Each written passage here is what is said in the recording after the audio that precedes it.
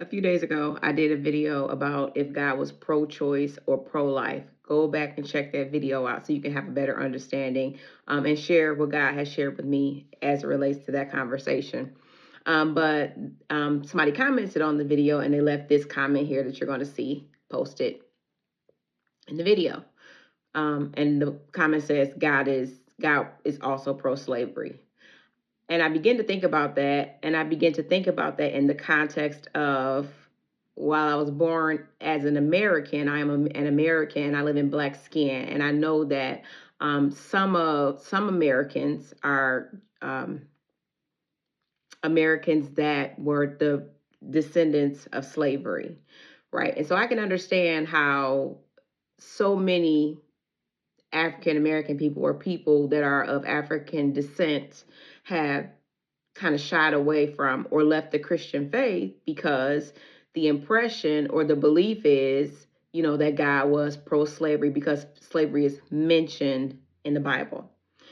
In order to have a fair picture of what God is pro or God is against, he speaks loudly and clearly about what he is for and what he is not for. But to get the best picture of that, you have to go back to the beginning. You have to go back to the Garden of Eden, Genesis 1. Genesis 1 through around Genesis 2, where God talks about the creation. He talks about creation. He talks about in the beginning. There was the earth. The earth was without form.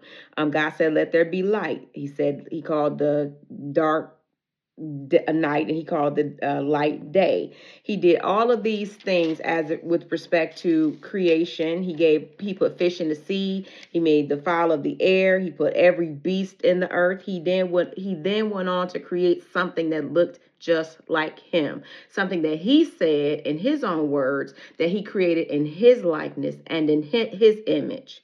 After creating something in his likeness and his image, he sat back, he looked at the picture, and the picture didn't look complete.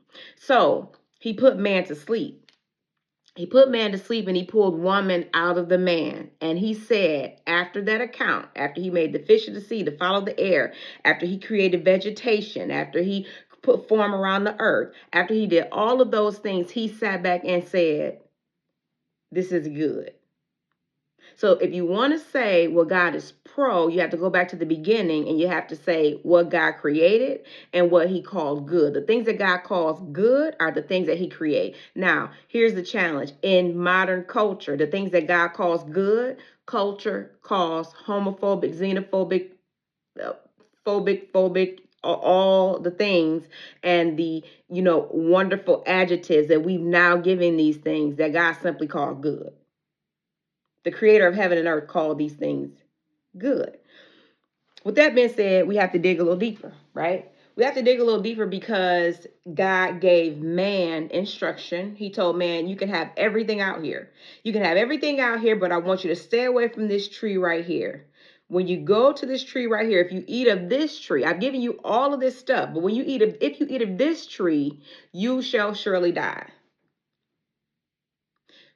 Death meaning separation from me. Death meaning it's sin, right? Um, so we know the story.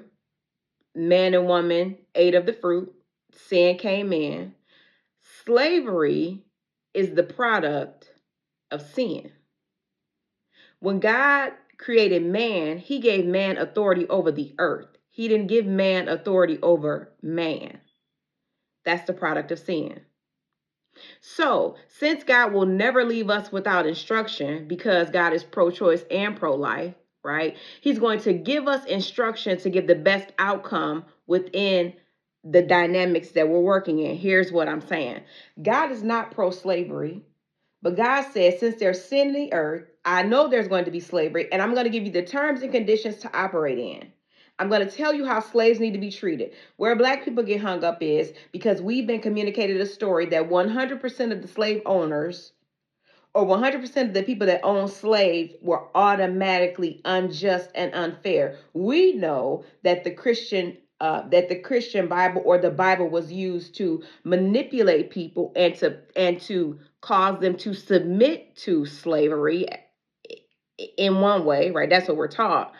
But what we struggle with is understanding that the same God that got to, or the same God that spoke to slaves about slavery, can also speak to the slave master and tell the slave master that this is how you're supposed to treat them.